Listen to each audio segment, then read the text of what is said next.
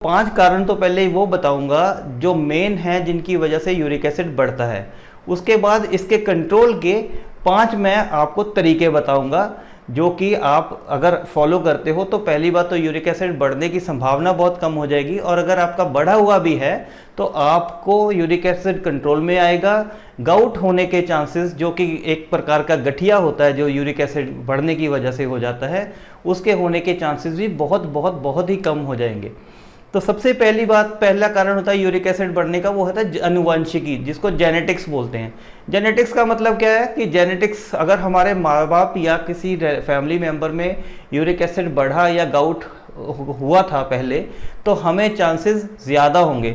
60% लोगों में पाया गया है जिनके यूरिक एसिड ज़्यादा बढ़ता है, उनकी फैमिली में किसी उनके ब्रदर या किसी उनके फादर या कि चाचा, किसी न किसी में ये पाया गया होता है कि उनका भी यूरिक एसिड बढ़ता ही है। दूसरा कारण रहता है मोटापा। मोटापे में अगर हम ग्रेजुअल वेट लॉस करते हैं, लाइक धीरे धीरे अपना वजन कम करते हैं, तो हमारा यूरिक एसिड भी कंट्रोल में आना शुरू हो जाएगा। ये मैं पिछले 23 साल से प्रैक्टिस कर रहा हूँ और मैंने बहुत सारे पेशेंट्स में देखा है।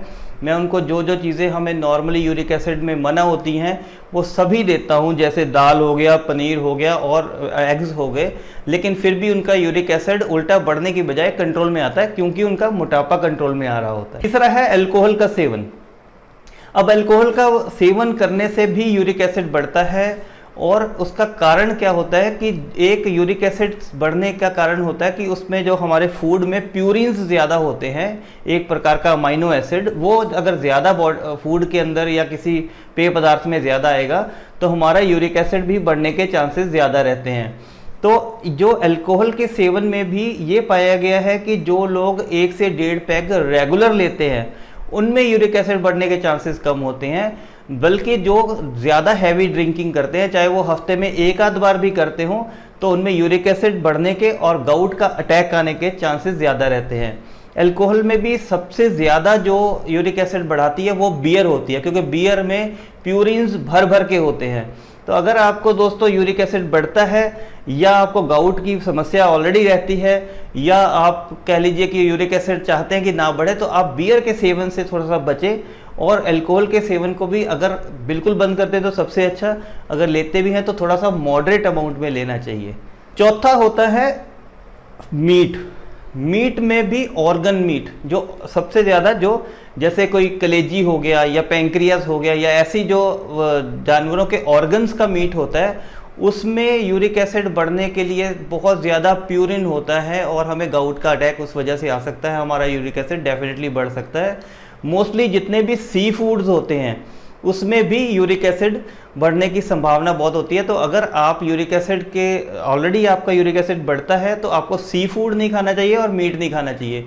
लेकिन हमारे में भ्रांतियां बहुत ज़्यादा हैं, वो मैं आपको उसके बारे में भी बाद में बताऊंगा, क्योंकि यहाँ पे आप एक्सपेक्ट कर रहे होंगे कि मैं बोलूँगा आप दालें नहीं खाइए, आप पनीर नहीं खाइए, आप अंडे नहीं खाइए।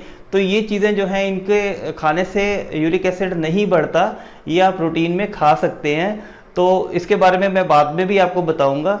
अगला है हाई शुगर फूड्स। इसके अंदर जैसे कि जितने भी पेय पदार्थ हैं जिनमें एडिड शुगर होती है, जितने भी फ्रूट जूसेस होते हैं, चाहे उसमें एडिड शुगर या अलग से चीनी ना मिलाई जाए, लेकिन जो फ्रूट शुगर ही होती है उसके जो फ्रक्टोज की वजह से ये प्रूवन है कि यूरिक एसिड के लेवल्स बढ़ते हैं। जो लोग बहुत ज़्यादा जूस का सेवन करते हैं, सुबह दोपहर शाम जूस बार बार जूस पीते हैं, या कोई कोल्ड ड्रिंक्स का ज़्यादा सेवन करते हैं, इवन बेकरी आइटम्स खाते हैं जिसमें रिफाइंड शुगर रहती है और साथ में मैदे से मोस्टली बनी होती हैं, तो इनसे भी यूरिक एसिड बढ़ता है। यहाँ पे मैं ये चीज़ आपको क्लियर कर दूं कि फ्रूट्स अगर आप खाते हो, फ्रूट्स से यूरिक एसिड बढ़ने के चांसेस नहीं हैं, लेकिन अगर आप जूसेस पीते हो फ्रूट्स का तो आपके यूरिक एसिड बढ़ सकता है, फ्रूट जूस पीने से भी और कोल्ड ड्रिंक्स पीने से भी। ऐसी चीज़ें बताऊंगा जिनके सेवन से आपको यूरिक एसिड को नेचुरली कंट्रोल करने में फ़ायदा होगा। सबसे पहला है पानी। पानी जो है एक बहुत ही अमृत तुल्य एक पदार्थ है जहाँ तक यूरिक एसिड को कंट्रोल करने का सवाल है।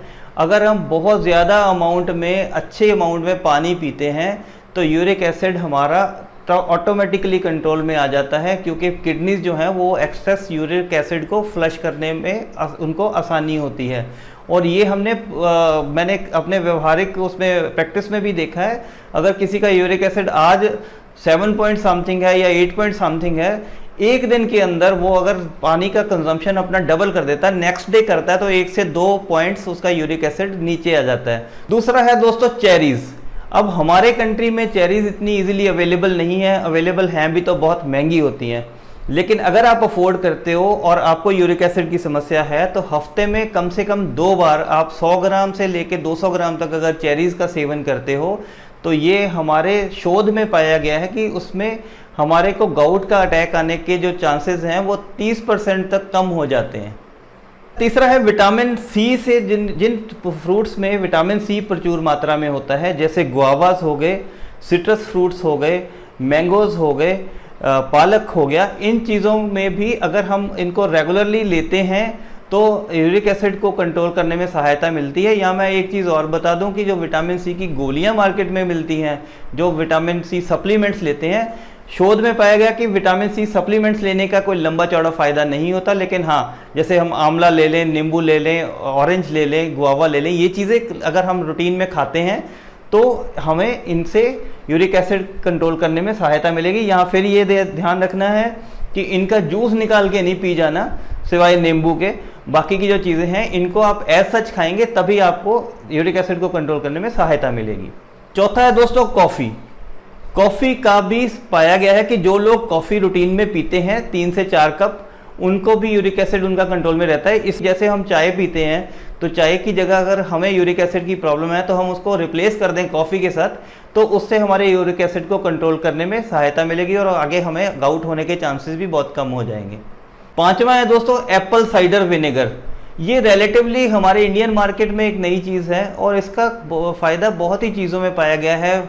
इसको वेट लॉस में भी इसकी हेल्प मिलती है, हाइपरटेंशन में भी लोगों को इसमें सहायता मिली है, शुगर को कंट्रोल करने में भी फ़ायदा मिलता है और यूरिक एसिड को कंट्रोल करने में भी। ये आप दिन में 2-1 बार ये सुबह जैसे आप 2 चम्मच इसके 1 गिलास पानी में डाल के पी लीजिए, और एक बार शाम को कहीं किसी टाइम भी 2 चम्मच इसके 1 गिलास पानी में डाल के ले सकते हैं। अब जो लीडिंग डिपार्टमेंटल स्टोर है वहाँ पे आपको आराम से ये मिल जाता, तो ये आपके यूरिक एसिड को कंट्रोल करने के साथ साथ आपको मोटापे में भी हेल्प करेगा और साथ में और बीमारियों में भी हेल्प करेगा। अब दोस्तों कुछ भ्रांतियाँ हैं यूरिक एसिड को लेके। जैसे ये सच है कि कुछ हमारे वेजिटेरियन सोर्सेज भी हैं जिसके अंदर प्यूरिन्स बहुत ज़्यादा होते हैं, जैसे कि मशरूम्स हो गए, दालें हो गई, मटर हो गए, टमाटर हो गए। ये चीज़ें अगर हम रूटीन में खाते हैं तो ये प्रूव हो चुका है कि सही मात्रा में इनकी अमाउंट खाने पे हमारा यूरिक एसिड नहीं बढ़ता। हमें 1 ग्राम प्रोटीन हर किलो के पीछे चाहिए। अगर आपका 70 किलो वेट है तो 70 ग्राम प्रोटीन चाहिए, और अगर आप कैलकुलेट करोगे, स्पेशली अगर आप वेजिटेरियन हो, आपके 70 ग्राम पूरे सारे दिन में नहीं होते हैं। तो हाँ, अगर आपको दालों से लगता है कि यूरिक एसिड बढ़ सकता है, बिल्कुल बढ़ सकता है। अगर आप सवेरे भी दाल ही खा रहे हो, दोपहर को भी दाल ही खा रहे हो, रात को भी दाल ही खा रहे हो, सवेरे 10 टमाटर खा रहे हो, दोपहर को भी 10 टमाटर खा रहे हो, रात को भी 10 टमाटर खा रहे हो, फिर आपका यूरिक एसिड शायद थोड़ा बहुत बढ़े। लेकिन शोध में यही पाया गया है कि अगर आप मॉडरेट अमाउंट में, जितनी हम नॉर्मल रूटीन में कंज्यूम करते हैं, उतना अगर हम दाल लेते हैं, पनीर लेते हैं, अंडे लेते हैं या मशरूम्स लेते हैं, तो पालक लेते हैं, इनसे यूरिक एसिड ना तो बढ़ता है, ना ही गाउट का अटैक आने की संभावना होती है। अगर आपको वीडियो अच्छा लगा हो तो लाइक कीजिए। अगर आपको यूरिक एसिड की समस्या नहीं है, किंतु आप जानते हैं किसी को जिनको यूरिक एसिड की प्रॉब्लम है या जिनको गाउट की प्रॉब्लम रहती है, तो आप उनके साथ शेयर ज़रूर करिए, उनका डेफिनेटली फ़ायदा होगा। Thank you so much.